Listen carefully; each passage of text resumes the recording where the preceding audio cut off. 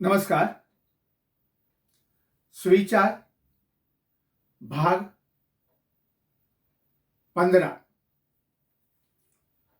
शुद्ध कसे बोलावे, शुद्ध कसे लिहावे हे व्याकरण शिकल्याने समजते.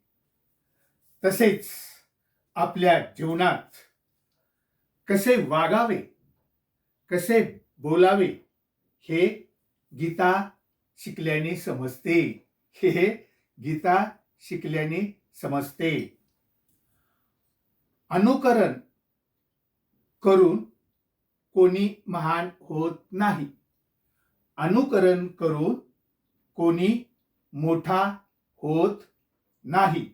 लक्षात ठेवा. समुद्रात तळ शोधल्याशिवाय मोती मिळत नाही. त्याचप्रमाणे संघर्षाशिवाय, प्रयत्नाशिवाय यश मिळत नाही. लक्षात ठेवा. धन्यवाद.